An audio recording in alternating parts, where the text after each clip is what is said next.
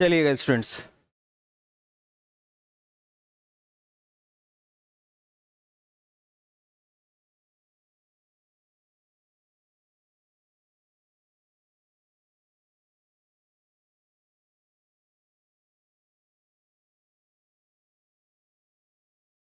Blood circulation system में इसका हमारा दूसरा पार्ट चल रहा था, रक्त की संरचना।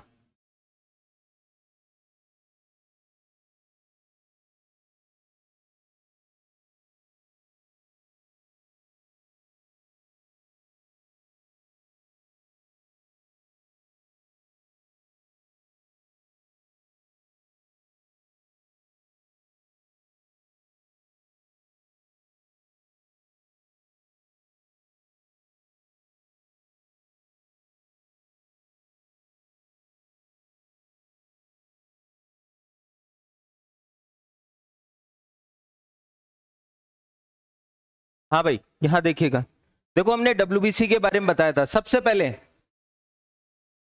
डब्ल्यूबीसी को अन्य नाम क्या होता है, क्या किस नाम से जानते हैं, जल्दी से बताओ। श्वेत रंग है, श्वेत रंग यानी कलरलेस, ल्यूकोसाइट कलरलेस, रंगहीन, तो अन्य नाम क्या हुआ? हाँ, ल्यूकोसाइट। भाई आवाज नहीं प्लीज। उसके बाद संख्या की बात कर लेते हैं। संख्या कितनी होती है? 6000 से 8000 के मध्य प्रति घन मिलीमीटर, यानी इतने आयतन में 6000 से 8000 डब्ल्यूबीसी संख्या में उपस्थित होती हैं। उसके बाद निर्माण कहां होता है? अरे कहां होता है निर्माण? अस्थि मज्जा में, बोन मैरो में। मृत्यु कितनी होती है? मृत्यु कहां होती है? मृत्यु स्थल है रक्त में। ये ऑलरेडी पढ़ चुके थे, यहां देखो बस। इसके बाद इसका जीवन काल कितना होता है?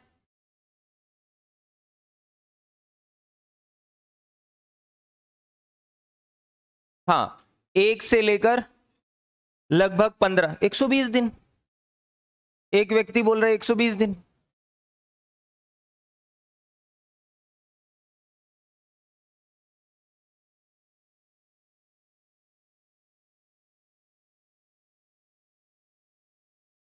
कार्य क्या करती है? कार्य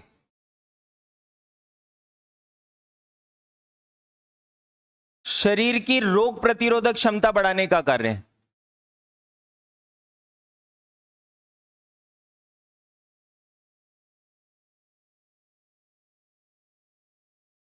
इसी के साथ साथ बीमारियों से बचाने का कार्य है।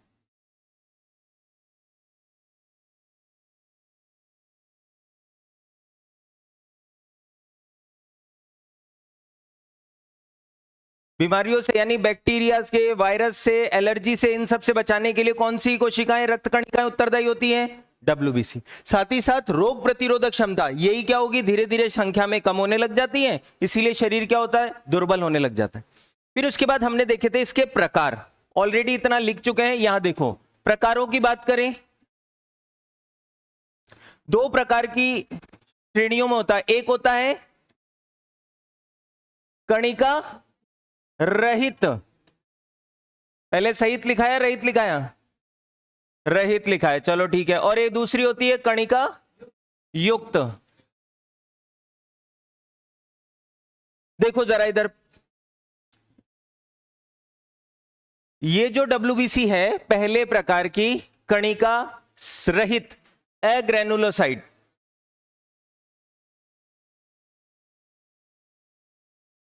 और ये ग्रेनुलोसाइट।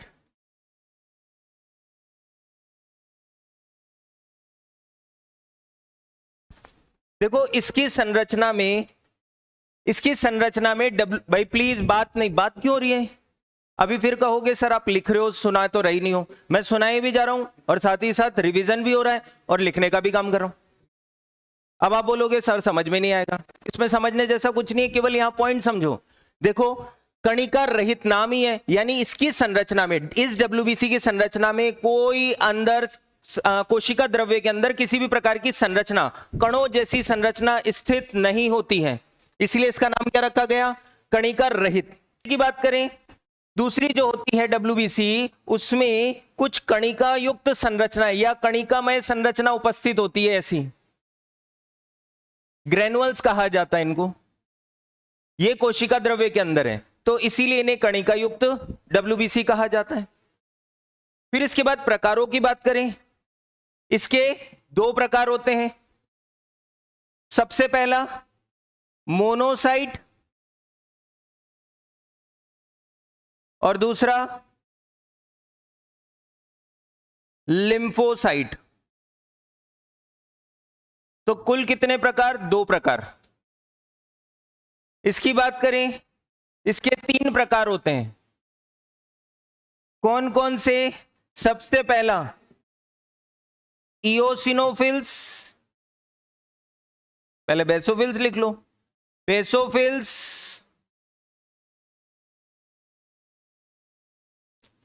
इओसिनोफिल्स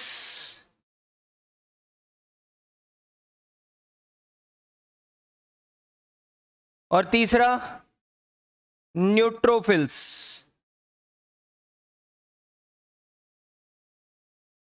फिर यहां देखो, मोनोसाइट जो है वो सबसे बड़ी डब्ल्यूबीसी,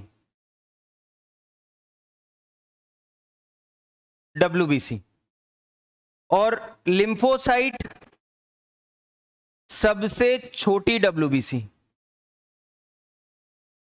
आकार में सबसे छोटी कौन होती है, लिम्फोसाइट, और सबसे बड़ी कौन होती है, मोनोसाइट। इसके बाद सबसे अधिक मात्रा में मिलने वाली डब्ल्यूबीसी कौन होती है, न्यूट्रोफिल, सबसे अधिक मात्रा।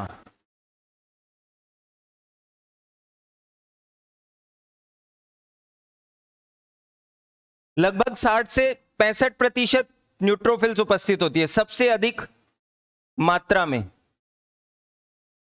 उपस्थित। और सबसे कम मात्रा में उपस्थित कौन सी होती है, बेसोफिल्स।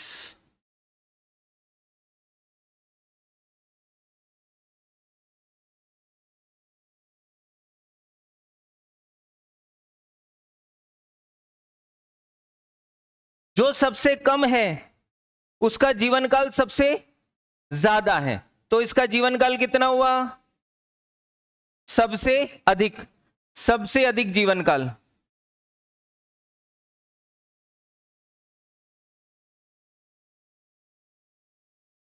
और सबसे कम जीवन काल किसका हुआ,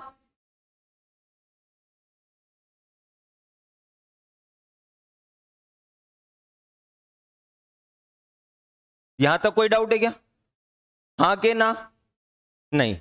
अब देखो इधर, सबसे पहले बात करते हैं, अच्छा एक चीज यहां समझो, बेसोफिल्स, इओसिनोफिल्स और न्यूट्रोफिल्स। देखो यहां पर एक चीज तो कॉमन आ रही है, क्या, पीछे एक शब्द आ रहा है फिल्स। फिल्स का मतलब क्या होता है, लगाव। फिल्स यानी लगाव, ये तीनों लगाव प्रदर्शित करती है।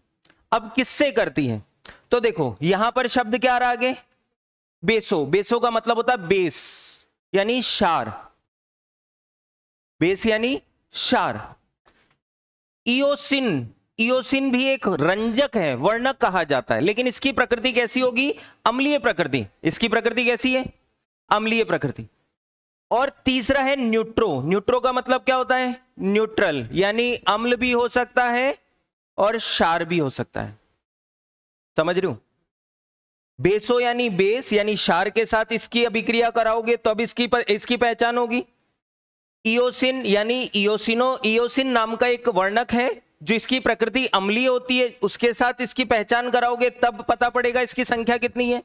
और न्यूट्रोफिल्स मतलब अम्ल और क्षार दोनों, यानी ये अम्लीय और क्षारीय दोनों के साथ पहचान करा सकता है। तो ओवरऑल मतलब क्या हुआ, जितनी भी कणिका युक्त डब्ल्यूबीसी होती है उनका प्रयोग हम उनके अंदर विशेष कुछ कणों युक्त संरचनाएं पाई गई। उन कणों युक्त संरचना में जब हम अम्ल क्षार या अम्ल और क्षार दोनों की प्रकृति रखने वाले पदार्थों को, वर्णकों को मिलाते हैं तो उससे उनकी पहचान होती है, इसलिए इसका नाम क्या रखा गया? कणिका युक्त। वापस बोल रहा हूं, इसके अंदर कुछ विशेष प्रकार की संरचना है जो इनकी पहचान के लिए उत्तरदायी है। विशेष प्रकार की संरचना है कणों युक्त जो इसकी पहचान के लिए उत्तरदायी है। कैसे? जब इसके अंदर हम बेस मिलाएंगे, क्षार मिलाएंगे, तो ये क्या करेगा? रंग परिवर्तित करके हमें अपनी उपस्थिति की पहचान कराएगा। जब इसके अंदर हम अम्लीय वर्णक मिलाएंगे जिसका नाम क्या है? इयोसिन। अम्लीय वर्णक क्या कहलाता है? इयोसिन। तो इयोसिन नाम का वर्णक मिलाएंगे। देखो, इयोसिन के साथ लगाओ, ये केवल उसी के साथ अभिक्रिया करके अपना रंग परिवर्तन करेगा, तो इसकी पहचान हमें इयोसिन यानी अम्लीय वर्णक में होगी। और न्यूट्रोफिल्स, ये क्या करेगा? न्यूट्रल, दोनों के लिए, अम्ल और क्षार दोनों के लिए। कोई डाउट है? जल्दी बोलो हाँ के ना। नहीं। तो पहले प्रकार देखते हैं इसके। सबसे पहले 3 प्रकार। फर्स्ट हम देख रहे हैं कणिका युक्त WBC, ग्रेनुलोसाइट। ये 3 प्रकार की है। सबसे पहला है फर्स्ट बेसोफिल्स,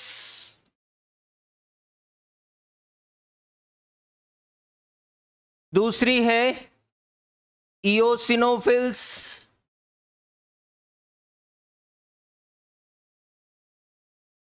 और तीसरी है न्यूट्रोफिल्स।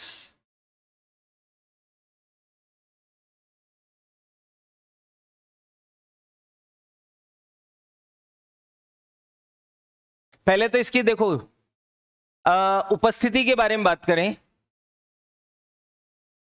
पहले संरचना के बारे में बात कर ले। बेसोफिल्स,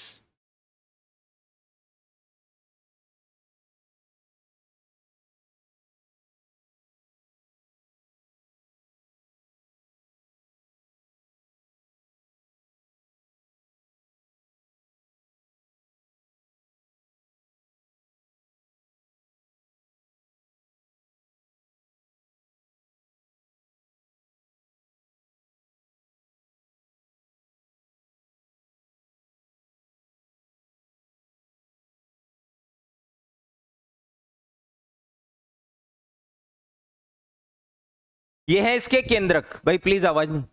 WBC हमने बताया था स्टार्टिंग में केंद्रक युक्त संरचना होती है। RBC और प्लेटलेट्स दोनों केंद्रक रहित संरचना है। तो इसका जो बेसोफिल्स का जो केंद्रक होता है वो कैसा होता है? त्रिपालित युक्त होता है, मतलब 3 पालियों में विभक्त होता है। केंद्रक, इसका केंद्रक कैसा है? 3 पालियों में।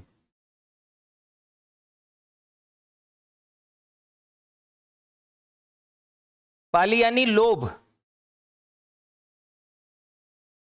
इयोसिन का केंद्रक कैसा है? द्विपालित, यानी इसके केंद्रक में 2 पालियां या 2 लोब, गांठ जैसी संरचना को लोब कहा जाता है। इसके केंद्रक में 2 गांठ जैसी संरचनाएं पाई गई, इसीलिए इसे क्या कह दिया? द्विपालित केंद्रक। और इसमें देखो ढेर सारी हैं, 4 या उससे भी अधिक, इसीलिए इसे बहुपालित केंद्रक कहा जाता है।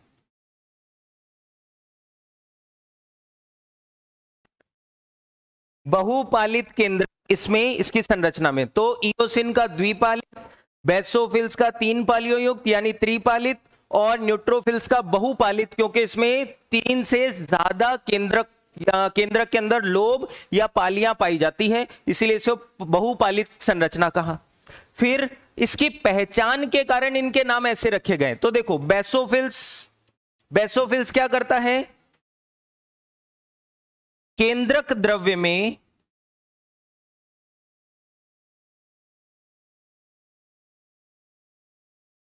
क्षारीय गुण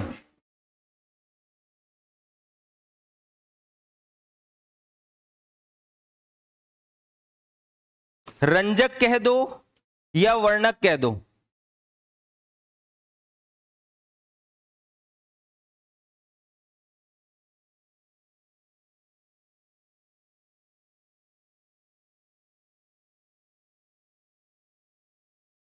इसकी पहचान इसके केंद्रक द्रव्य में, इसके सॉरी नॉट केंद्रक, कोशिका द्रव्य, इसके कोशिका द्रव्य में हम क्या डालें?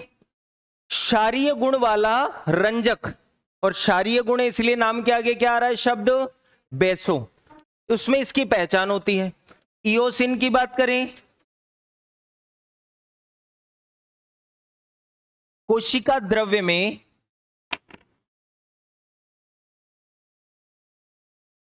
अम्लीय प्रकृति वाले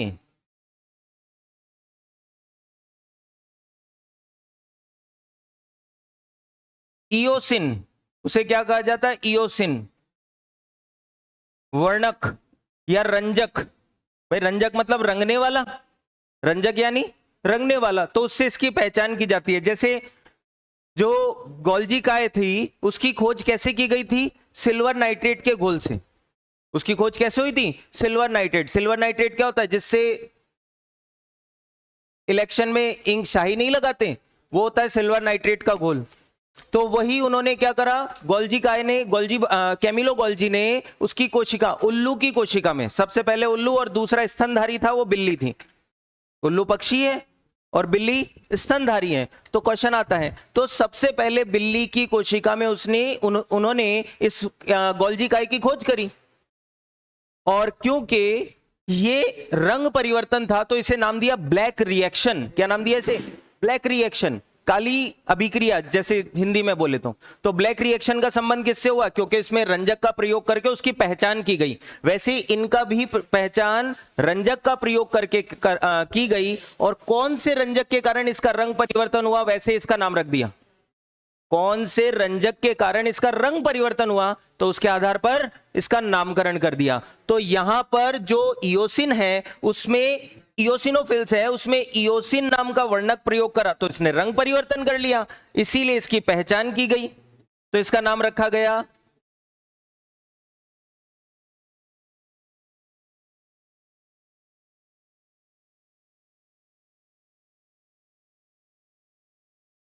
इसकी बात करें न्यूट्रोफिल्स। न्यूट्रोफिल्स यानी दोनों में, देखो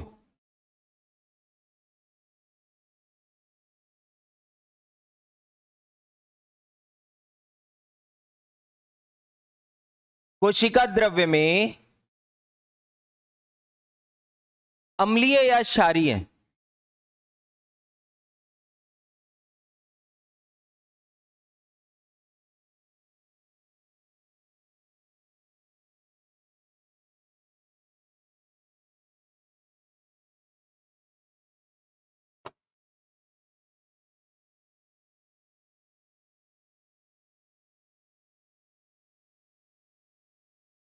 अम्लीय क्षारीय गुणों वाले रंजक के उपस्थिति में जब इसकी पहचान की गई तो इसने रंग परिवर्तन कर लिया। दोनों के साथ ये उपस्थिति अभिक्रिया कर रहा था, इसीलिए इसका नाम क्या रखा गया?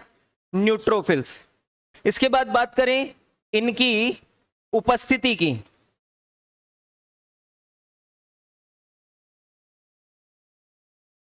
उपस्थिति सबसे कम मात्रा में पाई जाने वाली डब्ल्यूबीसी कौन सी है?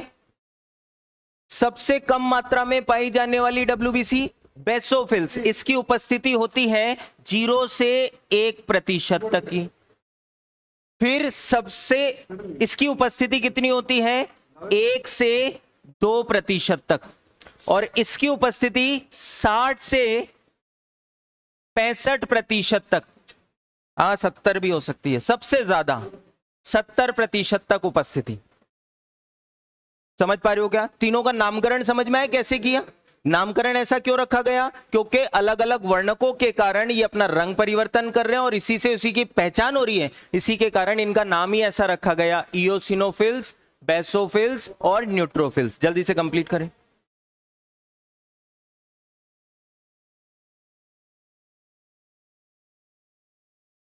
क्या कह रहे हो? नहीं, 5000 से कम हो जाती है तो ल्यूकेमिया नहीं, सॉरी ल्यूकेपिनिया।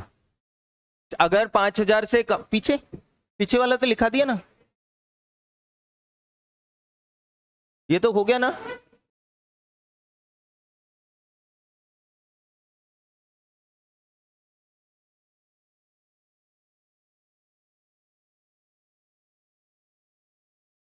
भाई ये तो लास्ट स्लाइड ही तो है केवल।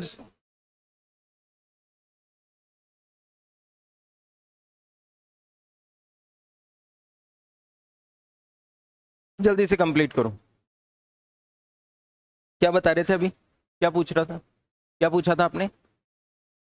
हाँ नहीं, अगर 5,000 से 6,000 से 8,000, उसमें 5,000 से कम हो जाती है तो एक रोग होता है जिसे बोलते हैं ल्यूकेपीनिया, बोले तो HIV पॉजिटिव। और अगर 10,000 से ज्यादा हो जाए, 50,000 से ज्यादा हो जाए तो वो कहलाता है ल्यूकेमिया, ब्लड कैंसर। फिक्स संख्या है 6,000 से 8,000 के बीच में, 4,000 से 10,000 का कोई कॉन्सेप्ट नहीं।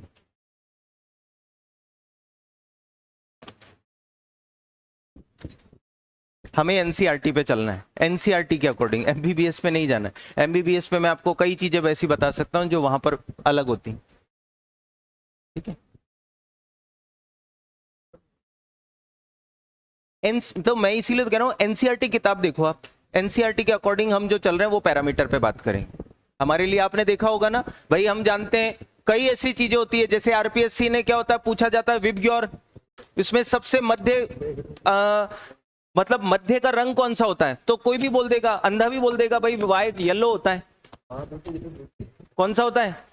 येलो। लेकिन आरपीएससी का आंसर अलग था। क्या कह रहे हो?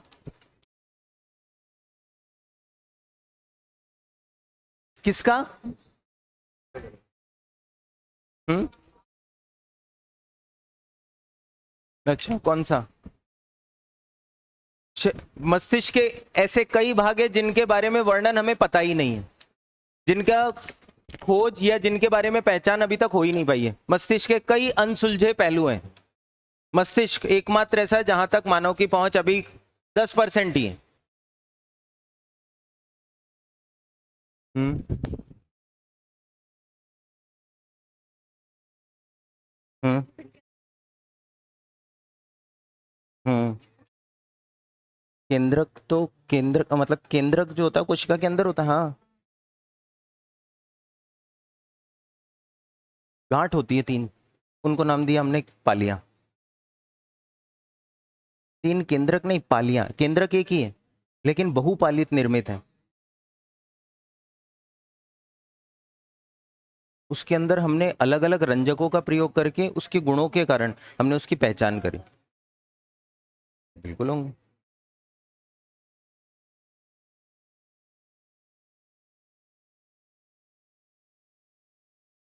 भाई इसके अंदर कोशिका केंद्रक की उपस्थिति, पूरा ये कण जो है ये कहाँ उपस्थित है? केंद्रक में या कोशिका द्रव्य में?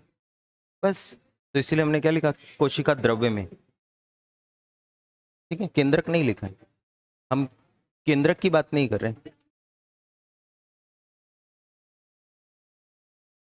प्रकृति है, प्रकृति है कोशिका द्रव्य की, कि किस किस के साथ ये कैसा गुण प्रदर्शित करेगा। जैसे लिटमस की प्रकृति क्या होती है, के साथ कौन सा लिटमस प्रयोग करते हैं, नीला लिटमस, प्रकृति है।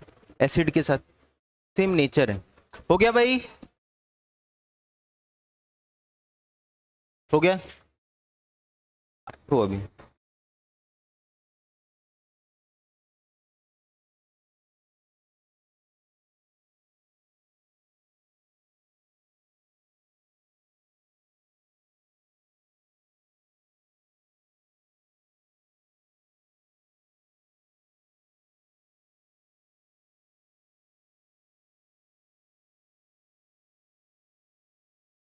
हाँ,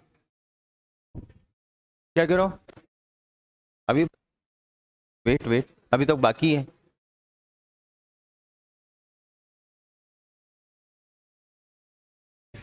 अरे कंप्लीट।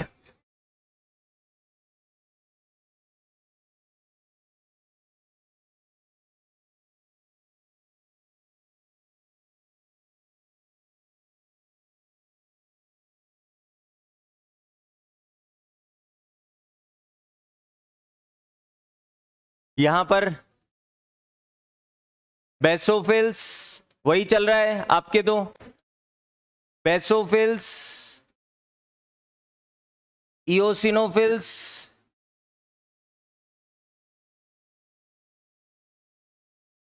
और तीसरा न्यूट्रोफिल्स।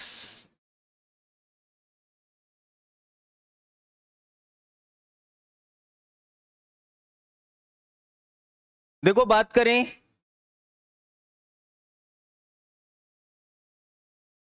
इसमें, ये क्या करती हैं?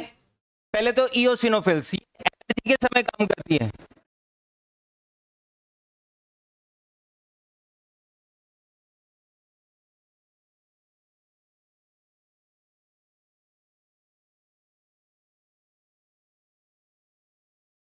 यानी भाई प्लीज बात नहीं, एलर्जी के समय response करने का काम किसका होता है?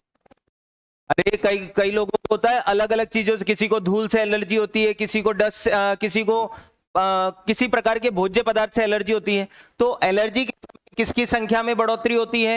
इओसिनोफिल्स की। यानी एलर्जी से बचाव कौन करता है? एलर्जी से बचाव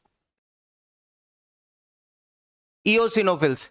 न्यूट्रोफिल्स की बात करें, ये क्या करती है? संक्रमण।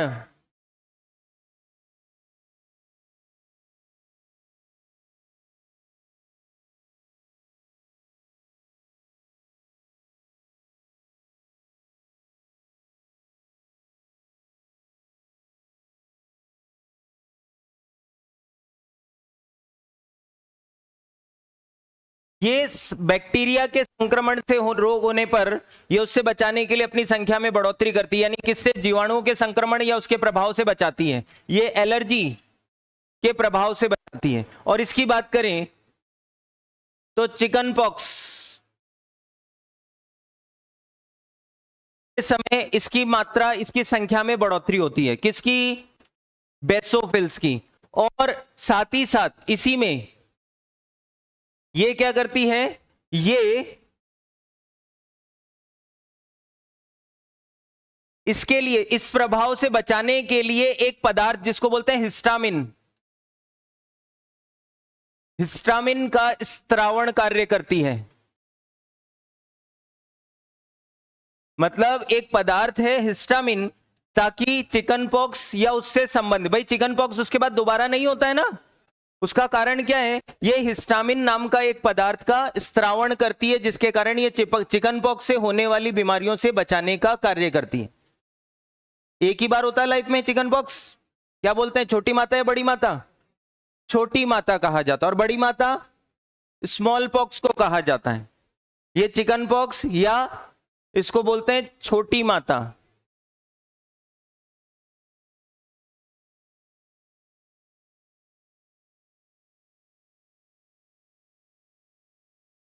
इसके बाद जीवन काल की बात कर लें। सबसे अधिक जीवन काल किसका होता है?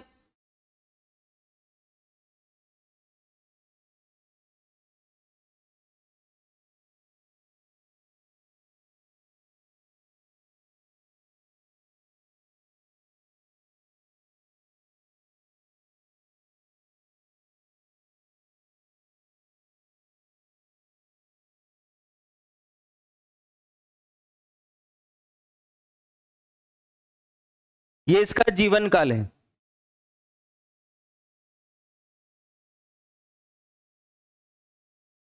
हिस्टामिन नाम के एक पदार्थ का स्त्रावण करती। जीवन काल इसका 10 से 12 दिन, बेसोफिल्स का, इओसिनोफिल्स का 8 से 10 दिन, और 2 से 5 दिन किसका? न्यूट्रोफिल्स का। और यहां पर एक चीज सबसे ज्यादा इंपॉर्टेंट, इसको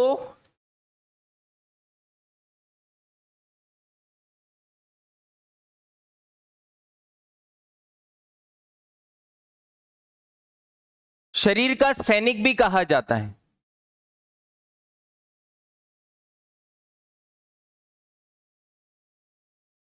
बॉडी शोल्डर, बॉडी शोल्जर किसको कहते हैं?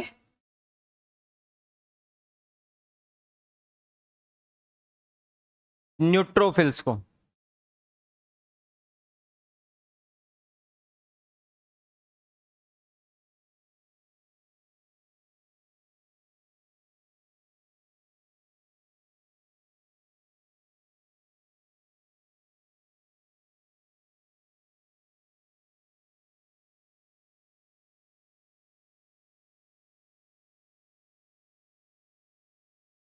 और एक लास्ट इसमें, ये मोस्ट इंपॉर्टेंट, बेसोफिल्स, ये अभक्षणकारी, और अभक्षणकारी इसीलिए लगातार इस पदार्थ का स्त्रावण करती है। ये भी भक्षणकारी और सेम भक्षणकारी। फैगोसाइट क्या होता है? फैगोसाइट का मतलब देखो, बीमारियों से बचाने के साथ साथ उन बीमारियों के कारक को खाकर नष्ट करने का काम करती है बॉडी से, इसीलिए इन्हें क्या बोला जाता है? भक्षणकारी। तो फैगोसाइट। और ये भक्षणकारी नहीं होती है, इसीलिए हिस्टामिन नामक एक पदार्थ का लगातार स्त्रावण करती है, अफैगोसाइट।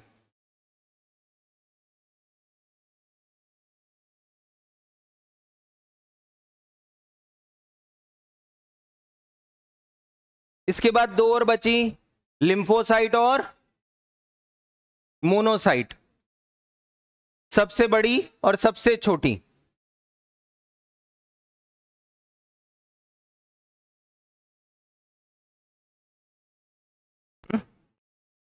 फर्स्ट वाली बेसोफिल्स बिल्कुल अलग हो गई। बेसोफिल जो है वो है अभक्षणकारी।